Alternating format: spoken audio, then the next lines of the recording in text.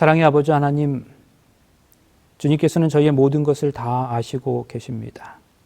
하지만 저희에는 감추고 싶은 것이 참으로 많습니다. 지금까지의 삶에서 떨어놓고 싶으나 섣불리 꺼내지 못하는 깊은 상처가 있는 고통스러운 이야기를 가지고 있음을 고백합니다. 주님, 이제 주님께서 일하실 시간입니다. 오늘 이 시간 저희에 드리는 예배와 저의 마음 가운데 임재하여 주셔서 저에게 주시는 말씀을 통하여 그 모든 것을 온전히 고백하게 하여 주시옵소서. 그래서 이 예배 후에는 저희 모두가 새로운 마음과 생각으로 새로운 주님의 자녀로서 거듭나는 귀한 시간이 될 수 있기를 예수님의 이름으로 간절히 기원하옵나이다. 아멘.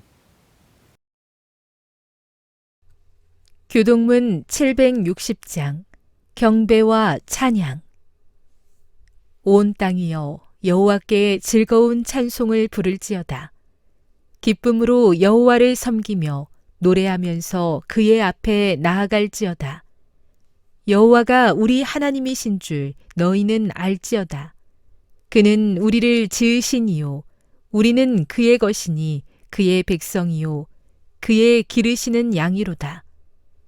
감사함으로 그의 문에 들어가며 찬송함으로 그의 궁정에 들어가서 그에게 감사하며 그의 이름을 송축할지어다. 여호와는 선하시니 그의 인자하심이 영원하고 그의 성실하심이 대대에 이르리로다.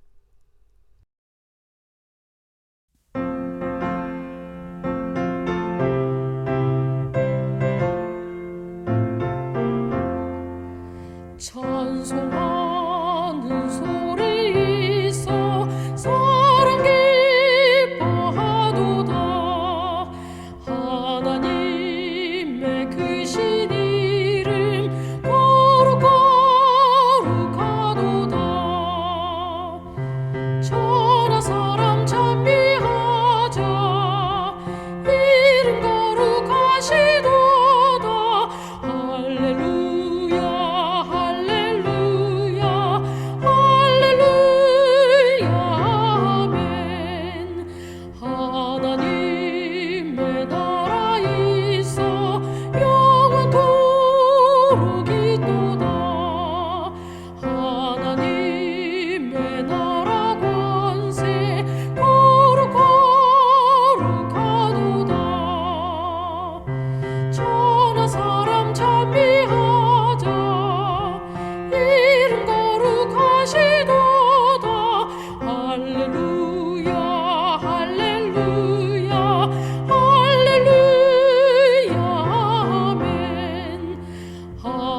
하나님의 뜻이 있어 그 뜻대로 되도다. 우리 아버지의 뜻은 거룩거룩하도다. 천하 사람 찬미하자. 이름 거룩하시도다. 할렐루야 할렐루야 할렐루야 아멘.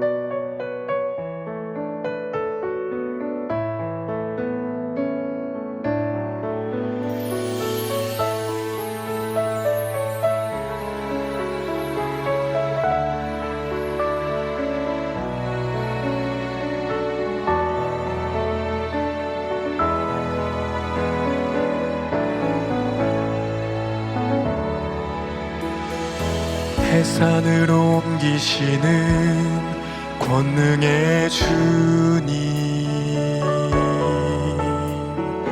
나의 모든 문제를 해결하시네. 작은 새 돌보시는 사랑의 주님, 내 속의 모든 슬픔 씻어주시리. 나의 주께서 세상 일을 주관하시며 나의 모든 생애도 주 돌보시리. 나의 주께서 세상 일을 주관하시며 우리의 가는 길도 주 돌보시리. 길에 피곤한 자 주께로 가며 참 평안을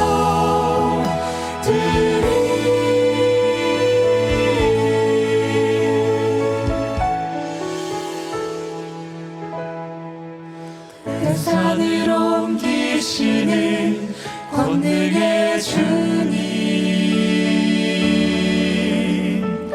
나의 모든 문제를 해결하시네. 작은 새 돌보시는 사랑의 주님, 내 속의 모든 슬픔 씻어주시니. 나의 주께서 세상 일을 주관하시며 나의 모든 생애도 주 돌보시니. 나의 주께서 세상 일을 주관하시며 우리의 가는 길도 주 돌보시리. 나의 주께서 세상 일을 주관하시며 나의 모든 생애도 주 돌보시리. 나의 주께서 세상 일을 주관하시며 우리의 가는 길도 주 돌보시리. 그가 돌보시리. 우리 가는 길도 그가 돌보시리. 그가 돌보시리. 그가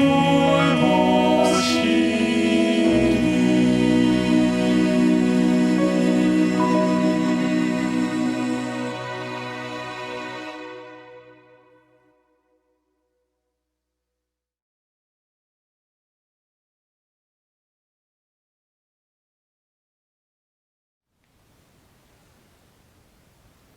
여러분 안녕하십니까? 참으로 귀한 안식일입니다. 매일매일을 바쁘게 살아가면서도 우리가 이렇게 안식일의 경험을 통하여 우리의 몸과 마음을 쉴 수 있다는 건 얼마나 감사한지 모르겠습니다. 우리가 함께하는 이 예배가 우리의 마음을 흡족하게 할 뿐만 아니라 하나님을 기쁘시게 하고 또 그분을 영화롭게 하는 예배가 되기를 간절히 바랍니다. 오늘도 지난 두 번의 시간에 이어서 예수님께서 당신의 공생애를 시작하시면서 당하셨던 그 마귀의 시험을 함께 살펴보도록 하겠습니다.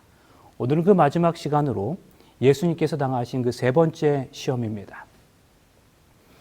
마귀가 또 그를 데리고 지극히 높은 산으로 가서 천하 만국과 그 영광을 보여 가로되 만일 내게 엎드려 경배하면 이 모든 것을 내게 주리라. 이에 예수께서 말씀하시되 사단아 물러가라. 기록되었으되 주 너희 하나님을 경배하고 다만 그를 섬기라 하였느니라. 이에 마귀는 예수를 떠나고 천사들이 나와서 수종드니라. 사람은 자신의 눈으로 보는 것이 마음에까지 들어오게 되어 있습니다. 우리의 눈으로 보는 모든 것들이 우리 마음속으로 들어오는 거죠. 그런데 그것으로 끝나는 게 아니라 우리가 눈으로 보는 것이 우리 마음에 들어와서는 또 자리를 잡게 됩니다. 이것을 착생이 된다는 말로 표현할 수 있겠습니다. 견물생심이라는 말도 있죠. 어떤 것을 내 눈으로 보면 내 마음이 동하고 또 어떤 동기가 유발되는 것을 의미합니다. 그저 눈으로 보기만 했을 뿐인데 그렇게 본 것이 내 마음에 들어와서 자리를 잡게 되는 거예요. 성도 여러분, 우리가 살아가다 보면 그런 경험을 참 많이 하게 됩니다. 어떤 사건이나 상황을 보았습니다. 그런데 단순히 그 상황을 본 것으로만 끝나는 것이 아니라 마음에까지 새겨지는 거죠. 어느 날 우연히 TV 프로그램에서 또는 길을 가다가 너무나 힘들게 살아가는 어떤 사람을 보게 되었어요. 너무나 안타까운 모습이었습니다. 그런데 그렇게 보기만 했는데 그것으로 끝나서 그냥 잊혀지는 것이 아니라 그 장면이 내 마음 안에까지 들어와서 자리를 잡고는 내 마음이 동하고 내 안에 긍휼함이 생기는 경험을 한 번쯤 가지고 계실 것입니다. 또 이런 경험도 있을 거예요. 해외 봉사대를 다녀왔습니다. 오지였어요. 고생도 참 많이 했습니다. 그런데 그냥 그렇게 보고 왔을 뿐인데 내 마음이 열리게 되었습니다. 선교지에 그 사람들이 자꾸 생각나는 거예요. 그리고 그 사람들을 돕고 싶어지는 것입니다. 내 눈으로 본 그것이 내 마음에 자리를 잡게 된 거예요. 어느 선교사의 고백입니다. 자신이 원래는 장기 선교사로서의 계획이 없었다 그랬어요. 그는 그저 우연한 기회에 단기 선교를 가서 그곳 선교지에 있는 사람들을 보고 왔는데 돌아와서는 그들 생각에 도무지 잠이 오질 않았다는 겁니다. 그래서 그들 생각 때문에 다시 그곳에 가서 선교사로 헌신하게 되었다는 거죠. 그냥 보기만 했는데 본 것이 마음속에 들어와서 자리를 잡게 되었다는 겁니다. 그런데 여러분, 바로 이 방법은 오늘 마귀가 예수님을 시험할 때 썼던 작전이었음을 아십니까? 견물생심의 원리. 오늘 본문은 누구에게 절할 것인가에 대한 싸움을 다루고 있습니다. 경배에 관한 거죠. 마귀에게 경배할 것인가? 하나님께 경배할 것인가에 대한 싸움이에요. 그런데 경배에 관한 문제를 가지고 예수님께 접근했던 마귀가 시도했던 몇 가지 사실들이 있어요. 오늘 이 시간에 오늘 본문 속에서 그 몇 가지를 함께 살펴보도록 하겠습니다. 마귀의 공략법 첫 번째는 무엇이었는가? 그것은 바로 보여주는 것이었습니다. 말씀 보시겠습니다. 마귀가 또 그를 데리고 지극히 높은 산으로 가서 천하 만국과 그 영광을 보여. 잘 보세요. 성경은 마귀가 예수님을 산꼭대기로 데려가서 천하 만국과 그 영광을 보여주었다고 말하고 있습니다. 그런데 이상해요. 그러면 그렇게 마귀가 예수님께 보여주었으면 그렇게 본 것이 예수님의 마음에 들어가서 예수님의 마음에 자리를 잡고 예수님은 그렇게 본 천하 만국과 그 영광을 사랑하게 되어야 하는데 마귀는 견물생심이라는 이 원리를 따라서 예수님을 시험했는데 예수님의 마음은 전혀 동하지 않았습니다. 예수님께서는 천하 만국의 영광이라는 것에 반응하지 않으셨습니다. 그 세상에 대하여 예수님은 도무지 어떠한 매력도 느끼지 않았어요. 여러분, 왜 그랬는지 아십니까? 사실 보는 것이 내 마음에 들어와 착상되는 이 견물생심의 원리보다 더 강력한 원리가 있기 때문입니다. 그 원리가 무엇인가 하면 사람은 단순히 눈에 있는 것을 보는 것보다 마음에 있는 것을 보는 것이 더 강력한 임팩트가 있다는 사실입니다. 눈으로 본 것이 마음에 들어와 자리를 잡는 게 견물생심 원리예요. 그런데 이 견물생심의 원리, 이 땅의 가시적인 것들을 육신의 눈으로 봐서 그것이 마음의 자리를 잡는 것보다 마음속에 있는 것을 마음의 눈으로 보는 것. 그래서 그 마음의 자리를 잡는 원리가 훨씬 더 강력하다는 거예요. 마귀가 눈에 보이는 모든 것들을 보여줍니다. 천하만국과 그 세상의 영광을 보여주었어요. 그런데 우리 주님은 그것에 전혀 마음이 통하지 않았어요. 왜 그렇습니까? 우리 주님의 마음에는 이 세상과 이 땅에 대한 영광이 없었기 때문이었습니다. 그런 것들에 전혀 관심이 없으셨어요.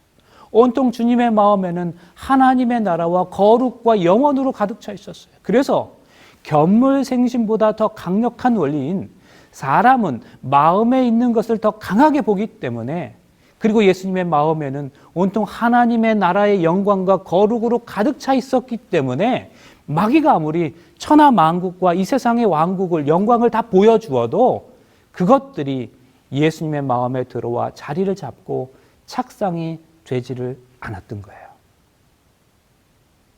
여러분 기억하세요. 그리스도인은 눈이 아닌 마음으로 보는 사람이에요. 육신의 눈으로 가시적인 것들을 보는 게 아니라 마음의 눈으로 마음속의 것을 보는 사람들입니다. 그리고 그 마음으로 보는 것에 따라 해석이 달라지는 거죠. 이것을 이렇게 설명할 수 있겠다고 생각합니다. 여기 새가 있다고 한번 가정해 보세요. 새가 지적입니다. 그런데 그 소리를 듣고 있는 사람이 마음이 우울하고 슬픔에 젖어 있을 때는 새가 운다라고 말합니다. 그런데 반대로 똑같은 새가 지저귀는데 마음이 행복하고 기쁨에 넘쳐 있는 사람은 새가 노래한다고 말해요. 똑같은 새예요. 그런데 지금 눈으로 보고 또 귀로 듣는 사실에 따라서가 아니라 그 소리를 듣고 있는 사람의 마음에 따라서 표현이, 해석이 달라지는 거예요. 내 마음에 따라서 듣는 코드가 달라지는 거죠. 내 마음에 따라서 보는 시각이 달라지는 거예요. 사단이 하와를 시험하러 왔습니다.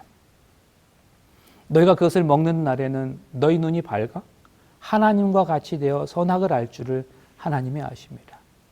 여자가 그 나무를 본즉 먹음직도 하고 보함직도 하고 지혜롭게 할 만큼 탐스럽기도 한 나무인지라.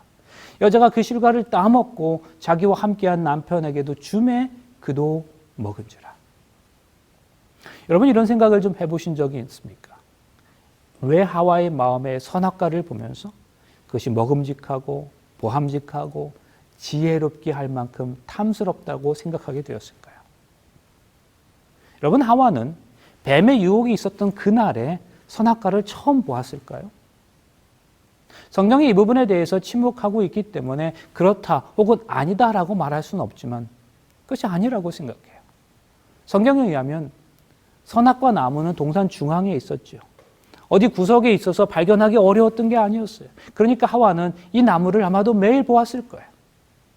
그런데 잠시 아담을 떠나 있었던 하와에게 사단이 뱀의 모습으로 접근합니다. 그리고 사단이 하와에게 하와의 마음속에 하나님과 같이 되리라는 욕망과 욕심을 넣어주었어요. 그랬더니 그 욕망과 욕심이 하와의 마음에 들어가니까 매일 보았던 그 나무가 다르게 보였어요. 먹고 싶어졌어요. 탐스럽게 보였어요. 정말로 자신을 지혜롭게 할 만큼 탐스럽게 보였습니다. 왜 그랬습니까? 눈으로 보는 게 아니라 마음으로 보았기 때문이에요. 마음의 욕망이 가득할 때, 그리고 그 욕망의 눈으로 보았을 때 똑같은 그 나무가 먹음직스럽고 보함직하고 탐스럽게 보였던 겁니다. 여러분, 우리가 보는 건 우리의 마음으로 보는 거예요. 그냥 단순히 우리의 눈이 어디를 향하고 있느냐가 아니라 우리의 마음이 어디를 향하느냐가 더 중요하다는 말씀입니다. 사랑하는 성도 여러분, 오늘 우리는 우리의 눈으로, 우리의 마음으로 무엇을 보고 계십니까? 오늘 사단 마귀가 우리에게 어떠한 시험을 하고 있습니까? 사단 마귀가 자기에게 절하라고 합니다. 경배하라고 하는 거죠. 그런데 무엇이 마귀에게 절하는 것인가? 천하 만국과 세상의 영광으로 내 눈이 그곳으로 향할 때 나는 그냥 내 마음이 세상을 향하고 세상의 영광을 향해서 쳐다본 것뿐인데, 그냥 마음을 세상에 잠시 빼앗겼을 뿐인데 마귀는 그것을 자신을 경배한 것으로, 자신에게 절한 것으로 평가한다는 거예요. 왜요? 마음이 더 중요하기 때문입니다. 여러분, 아버지의 거룩으로 가득 차 있었던 우리 주님은 이 땅의 것을 보고 계셔도 절하지 않으셨어요. 마음이 가지 않으셨어요. 마음이 전혀 동하지 않으셨습니다. 우리 주님은 당신의 시선을 세상에 주지 않으셨어요. 왜냐하면 우리 주님은 하나님 여호와를 온전히 예배하고 계셨기 때문이었습니다. 그분은 세상이 아닌 하늘의 것에 마음을 두고 계셨기 때문이었습니다. 그러므로 여러분, 우리 주님께서는 오늘 우리가 하나님을 예배하는 삶을 산다고 입으로는 고백한다 할지라도 정작 우리의 마음이 세상의 천하 만국을 향해 시선이 가 있다면 이 시간 겉으로는 하나님을 향해서 경배하고 있는 것처럼 보이는 오늘 우리에게 너는 내가 아닌 마귀에게 절하고 있다고 말씀하신다는 사실을 기억하시길 바랍니다. 그럼 왜 이러한 현상이 나타나는 것일까? 그 이유가 있습니다. 마귀의 공격에서 우리가 잊지 말아야 할 두 번째 사실은 경배라는 말의 의미입니다. 이 경배라는 말의 헬라어는 프로스키네오라고 하는 표현으로 사용되고 있습니다. 그런데 이 경배라는 말은 요한복음 4장과 12장에서는 이 경배라는 말 대신에 예배라는 표현으로 사용되고 있기도 합니다. 경배가 무엇입니까? 예배하는 거지요. 그런데 이 프로스키네오라는 말의 의미는 마음이 기울다라는 말입니다. 그럼 누굴 향해서요? 어느 쪽을 향해서요? 그건 모릅니다. 아무튼 어딘가를 향해서 마음이 기울어진 상태를 경배한다라고 하는 겁니다.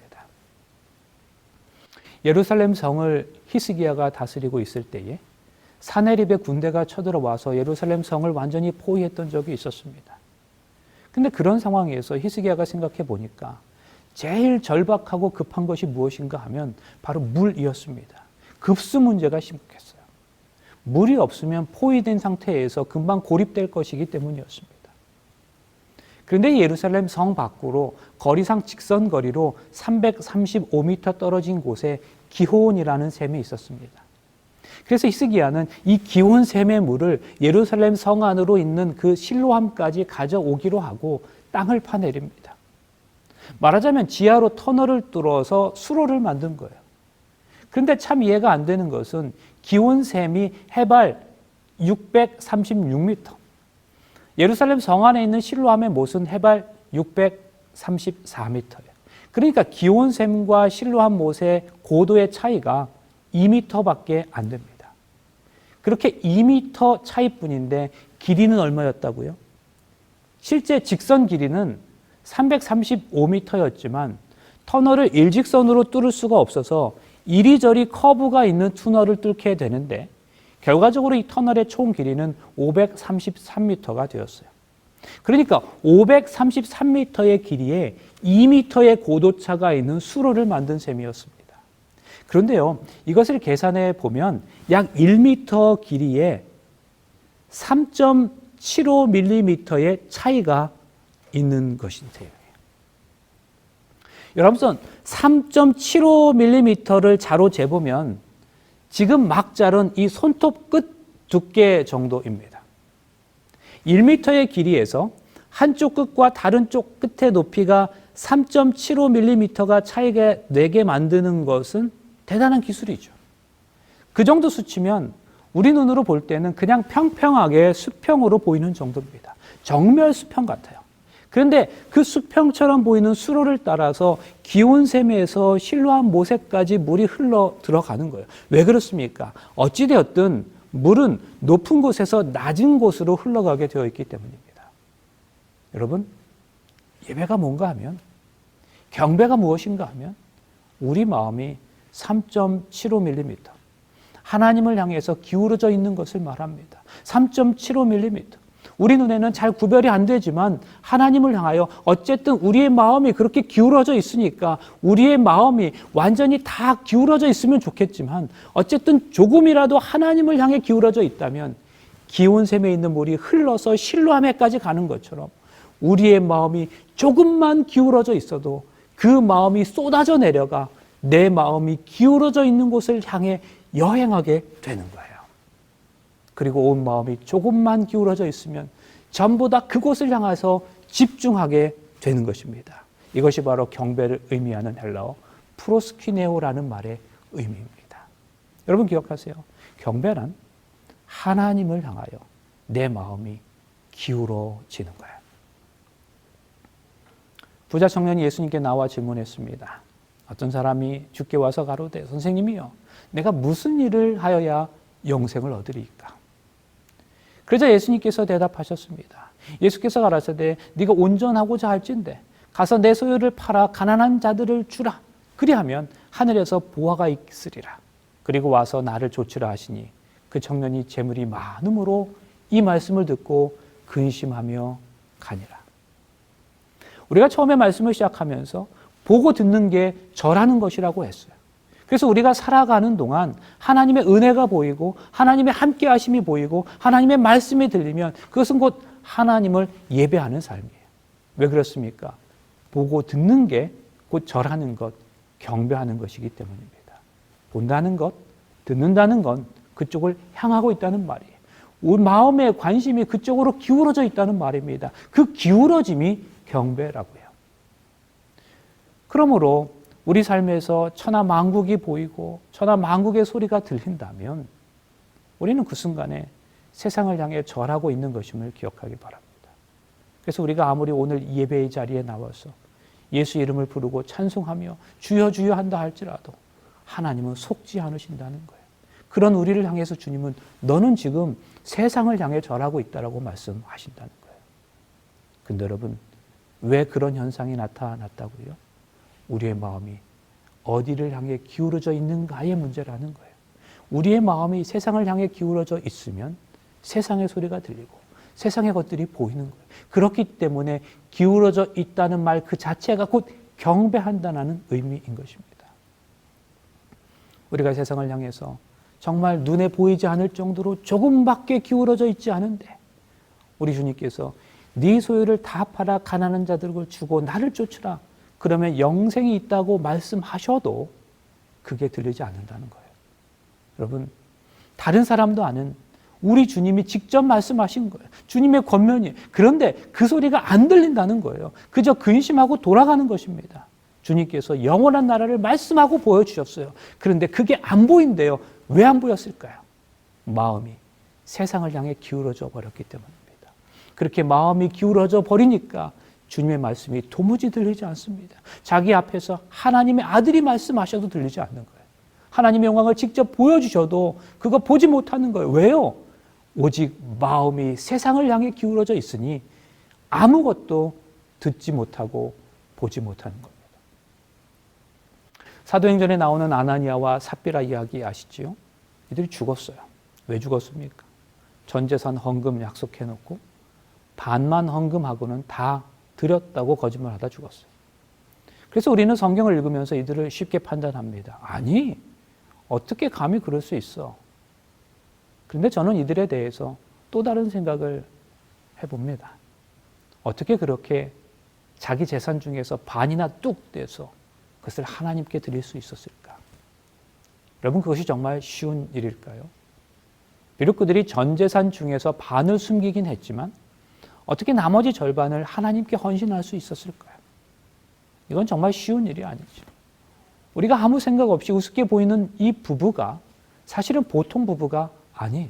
대단한 부부입니다. 그런데 도대체 이들에게 왜 뭐가 문제였습니까? 이 두 부부가 가지고 있었던 문제가 무엇이었습니까? 그들의 마음이 세상을 향해 3.75mm 정말 그 정도 기울어져 있었다는 거예요. 정말 그 정도밖에 기울어져 있지 않았습니다. 많이 기울어진 게 아니에요. 아주 조금이에요. 그러니까 재산의 절반을 하나님께 가지고 나왔던 거죠. 절반을 하나님께 드렸다면 세상을 향한 마음과 하나님을 향한 마음이 거의 차이가 나지 않았다는 것을 알 수 있습니다. 정말 딱 그 정도예요. 3.75mm. 아주 조금이에요. 그런데 아주 조금이지만 마음이 세상 쪽으로 기울어져 있으니까 그들의 재산의 절반을 가지고 와서 하나님께 드리고 하나님을 찬양하는데 하나님은 그것을 안 받으시는 거예요. 거절하시는 거예요. 왜요? 네 눈은 지금 나를 향하고 있는 것처럼 보이지만 내 마음이 세상을 향해 있다는 거예요. 세상으로 기울어져 있다는 거예요. 세상을 경배하고 있다는 겁니다. 그래서 너는 나에게 와서 헌금도 하고 내 이름도 부르고 있지만은 너는 지금 나를 예배하고 있는 것이 아니라는 거예요. 성도 여러분, 마귀가 우리에게 나타나 자신을 향해 절하라고 하는 것은 우리 보고 세상을 향해 마음을 주라는 거예요. 천하만국을 보여주면서 네 마음을 많이도 말고 3.75mm 딱 그 정도 세상을 향해 마음을 기울이라는 거예요. 그러면 그때부터 우리의 시선과 우리의 들리는 것이 전부 세상의 것이 보이고 들리는데 어떠한 것들이 관심의 대상이 되는가 하면 세상에 불은 늘리고 능력 있고 성공하는 것에 관심이 가게 되는 거예요. 예수를 부인하고 교회를 떠난다는 말이 아니에요. 교회 안에서 하나님의 이름을 거론하고 모든 것을 하나님께 맡긴다고는 하지만 세상의 부와 성공에 3.75mm 거의 눈으로 느껴지지 않을 그 정도의 수치로 세상을 향해 마음이 기울어져 있는 거예요. 그러나 여러분 기억하세요. 세상을 향해 마음을 주는 건 마귀에게 절하는 거예요. 예배는 드리고 경배는 한다는데 아니요. 우리 주님은 속지 않으신답니다. 우리의 마음이 지금 세상으로 기울어졌어. 학업 문제, 가정 문제, 경제 문제, 직장 문제 등 수없이 많은 문제를 경험하는 가운데 그 생각으로 가득한 가운데 하나님을 예배한다고 이 자리에 나와 있다면 여러분 예배는 마음이 하나님을 향해서 기울어져야 하는 건데 지금 이 예배의 순간에도 우리의 마음이 세상을 향해 아직 풀리지 않는 세상의 염려로 기울어져 있다면 그래서 이 예배가 그저 내 삶에서 내가 경험하고 있는 문제들의 해결자로서의 하나님을 찾는 것으로만 전락해 버렸다면 그럼 여러분 하나님은 우리의 그런 예배를 마귀에게 절하는 것이라고 간주하신다는 겁니다. 왜 그렇습니까? 기울어진 쪽으로 예배하는 것이기 때문입니다. 진짜 경배는 진짜 예배는 세상이 아닌 하나님께 마음이 기울어지는 것이기 때문입니다. 사랑하는 성도 여러분, 오늘 내 마음의 상태를 정직하게 돌아보실 수 있기를 간절히 바랍니다. 세 번째로 사단의 시험에서 우리가 기억해야 할 것이 무엇인가 하면 그것은 바로 지금의 중요성입니다. 기록되었으되 주 너희 하나님께 경배하고 다만 그를 섬기라 하였느니라. 그런데 이 말씀은 예수님께서 신명기의 말씀을 인용하신 것이었어요. 내 하나님 여호와를 경외하며 섬기며. 그런데 이 경배 혹은 경외라는 표현에는 대단히 독특한 특징이 있습니다. 그게 무엇인가 하면 앞서 말씀드린 것처럼 바로 내 마음이 기울어져 있는 것을 의미하는 거예요. 얼마만큼요? 3.75mm. 그런데 그처럼 적은 수치지만 그렇게 기울어져 있는 쪽으로 흘러서 결국 모든 것이 그쪽으로 모이게 되는 것처럼 그렇게 기울어져 간 곳이 나의 현실이 된다는 거예요. 내 마음이 기울어져 간 곳, 바로 그것이 나의 현실이 되는 것, 이것이 바로 경배의 의미인 겁니다. 이게 무슨 말인가 하면 성경을 통해서 한번 함께 확인해 보시겠습니다. 사도행전 2장 43절, 사람마다 두려워하는데 사도들로 인하여 기사와 표적이 많이 나타나니. 현대 성경에 이렇게 표현되어 있어요. 사람마다 하나님을 경외하는 마음이 생겨났고 그리고 사도들은 많은 기적을 베풀었다. 잘 보세요. 사도시대에 기적과 표적이 있었답니다. 그랬더니 사람들이 그 기적과 표적을 보고 하나님이 여기 계신 것을 느끼는 거예요. 그러니까 사람들은 그 하나님의 임재하심을 느끼게 되는 이유가 무엇인가 하면 하나님께 대한 경외함이었다는 거예요. 내 마음이 하나님을 향해서 잠시 기울어졌어요. 비록 3.75mm 정도이긴 하지만 그렇게 하나님을 향해 내 마음이 기울어졌어요. 그랬더니 그 기울어져 있는 내 마음의 대상이신 하나님이 오늘 내가 느끼고 실감할 수 있는 나의 현실이 된다는 거예요. 나는 그냥 조금 하나님께 내 마음을 기울였을 뿐인데 하나님이 내 삶에서 경험되는 것입니다. 하나님을 느끼는 거예요. 하나님을 보는 거예요. 물이 기울어져 있는 쪽으로 흘러가 결국 그쪽으로 다 모이는 것처럼 내 마음이 하나님을 향해서 기울어져 있으니까 실제로 그 하나님을 내 삶에서 경험하게 된다는 말이에요. 여러분, 하나님이 계시다는 것은 분명한 사실입니다. 그렇죠? 그런데 우리가 그 하나님을 매일 매 순간마다 현실로 느끼는 것은 차원이 좀 다른 문제입니다. 여기는 우리 모두가 다 하나님이 계시다는 것을 다 알고 있습니다. 믿고 있어요. 그런데 우리가 우리 삶의 현장에서 우리의 마음을 드렸던 하나님이 현실에서 느껴지고 체험되고 실감이 되는 것은 다른 문제란 말씀이에요. 이것은 하나님을 경배하는 사람만이 경험할 수 있는 거예요. 마음이 하나님께로 기울어져 있습니다. 그랬더니 보고 듣는 것이 다 하나님의 소식이에요. 우리 삶의 현장에서 단순히 하나님이 살아계시는 것이 사실이다라고 느끼는 정도가 아닙니다. 그분께서 살아계신 것이 나의 현실이 되어버렸어요. 느끼는 거예요. 실감하는 거예요. 그래서 매일의 삶에서 하나님을 경험하는 겁니다. 옆집에 누가 돌아가셨답니다. 어느 나라에 쓰나미가 일어났어요. 어느 나라에 전쟁이 났답니다. 이것은 우리에게 사실이에요. 그러나 이러한 것들이 우리의 현실은 아니란 말씀이에요. 이런 것들 때문에 내가 잠을 못 자면서 통곡하고 아무것도 손에 잡히지 않고 무엇을 어떻게 해야 할지 몰라 안절부절 못하고 그렇진 않잖아요. 이런 것들이 우리의 사실이긴 하지만 현실은 아니란 말씀이에요. 여러분, 사실과 현실은 전혀 차원이 다른 거예요. 참된 예배자, 하나님을 진정으로 경외하는 사람에게 하나님께서는 그 사람의 현실이 되어주시는 거예요. 내 삶에서 당신을 느끼게 해주시겠다는 거예요. 하나님이 나와 함께 하심을 보여주시겠답니다. 만지게 해주시겠다요. 이것이 바로 예배입니다. 그래서 여러분, 우리가 이 예배 자리에 나와서도 살아계신 하나님의 임재가 느껴지지 않는다면 그 예배는 실패한 예배입니다. 예배에 실패하면 우리의 삶은 반드시 실패하게 되어 있습니다. 내가 정말 힘들다고요? 성도 여러분, 정직하게 스스로에게 물어보시기 바랍니다. 내 마음은 어디를 향하고 있습니까? 내 마음은 어디를 향해 기울어져 있습니까? 내가 예배하고 기도하는 것이 오늘 나를 괴롭게 하는 문제 때문입니까? 아니면 하나님 때문입니까? 하나님의 이름을 부르고 하나님을 예배하는 이 자리에서도 오늘 내 현실의 문제를 떨쳐버리지 못하는 나 자신을 발견하고 있지는 않습니까? 오늘 솔직히 우리가 이 한 시간도 집중하지 못할 때가 얼마나 많이 있습니까? 하나님을 만나고 돌아가는 예배. 우리의 마음이 예수 그리스도, 우리 하나님을 향해서 기울어져 있으면 오늘 내 삶의 현장에서 다른 모든 것들이 다 무너져도 나에게 예수 한 분만 계시다면 그것이 나를 기쁘게 하는 이유가 되어야 하는 것 아니겠습니까? 그것이 감사가 되고 그분이 내게 느껴져야 하고 나의 현실이 되어서 실감이 되어야 하는 거예요. 이게 바로 예수 바로 믿는 것 아닌가요?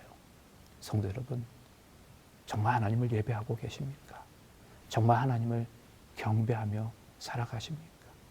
매일의 삶에서 하나님께 절하고 계십니까? 여러분,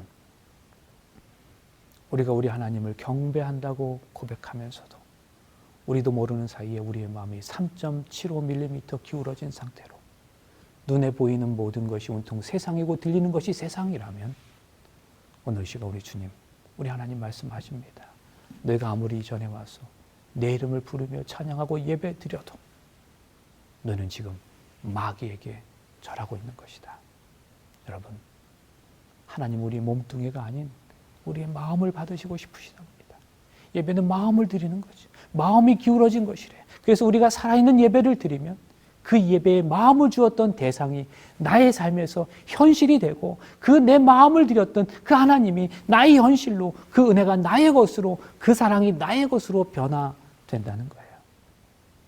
그래서 내 삶에서 아무리 나를 위협하는 문제들이 나를 엄습해온다 할지라도 그것들이 나를 슬프게 하거나 절망하게 할 수 없는 겁니다. 이유가 뭡니까? 우리가 하나님께로 우리의 마음이 기울어져 있기 때문입니다. 우리가 온전히 하나님을 예배하기 때문입니다. 우리가 하나님 앞에 경배자로 서 있기 때문입니다.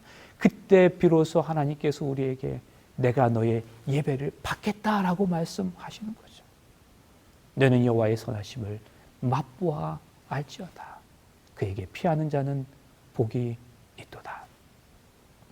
여호와의 선하심을 맛보아 알라고 말씀하세요.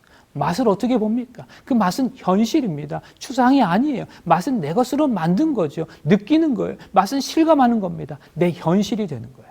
어떤 사람에게요? 진짜 경배하는 자에게. 우리가 우리 삶의 현장에서 하나님을 진심으로 경배하고 예배할 때에 여러분 그 예배가 무엇이라고요? 우리 삶의 현장에서 우리의 마음을 이 세상에 주지 말라고 말씀하세요. 하나님은 그런 예배를 받으시고 싶으시답니다. 마귀는 뭐라고 말합니까? 세상을 보라고 말해요. 얼마나 좋으냐고 말합니다. 얼마나 아름다우냐고 말해요. 얼마나 멋있냐고 말합니다. 이 세상의 영광에 많이도 말고 그저 3.7mm 정도만 기울여 보라고 말해요. 마음을 가져가겠다고 말합니다. 그런데 여러분, 그것이 뭐라고요? 그것이 바로 우리가 마귀에게 절하는 거예요. 오늘 우리 주님께서 말씀하십니다. 기록되었으되 주 너희 하나님께 경배하고 다만 그를 섬기라. 이 고백이 오늘 사단을 향한 우리의 고백이 되어서 온전히 하나님을 경배하는 주의 귀한 아들, 딸로 살아가는 우리 모두가 되시길 간절히 바라면서 말씀을 마치겠습니다. 기도하시겠습니다. 사랑의 아버지 하나님, 오늘 말씀을 통해서 참된 경배의 의미를 깨닫게 하시니 감사합니다. 오늘을 살아가는 우리는 무엇을 바라보며 살아가고 있습니까?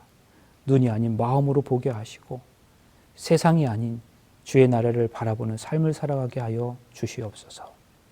우리의 마음이 그렇게 주의 나라와 하나님을 향해 기울어지게 하셔서 그 나라가 우리 매일의 삶에서 현실로 경험되게 하여 주시옵소서. 예수님의 이름으로 간절히 기도합니다. 아멘.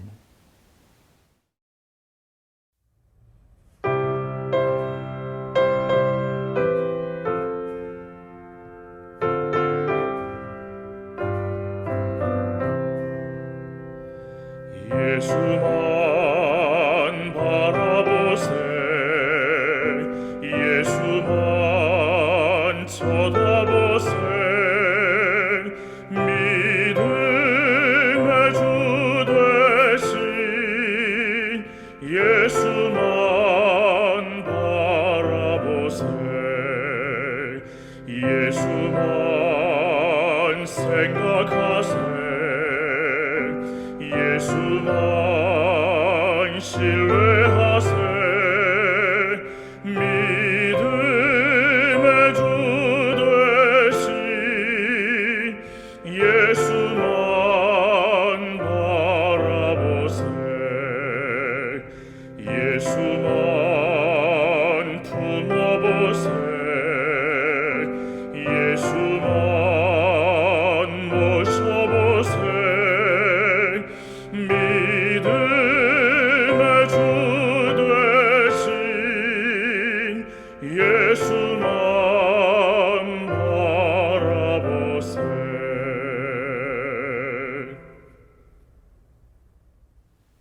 이제는 우리 육신의 눈이 아닌 마음으로 세상이 아닌 주님의 나라를 바라보며 살기로 결심한 주의 모든 성도들에게 주 예수 그리스도의 은혜와 하나님의 사랑과 성령의 교통하심이 영원토록 함께할지어다.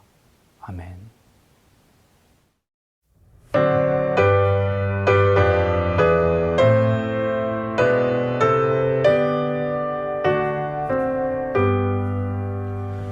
내 주님 오시리 화시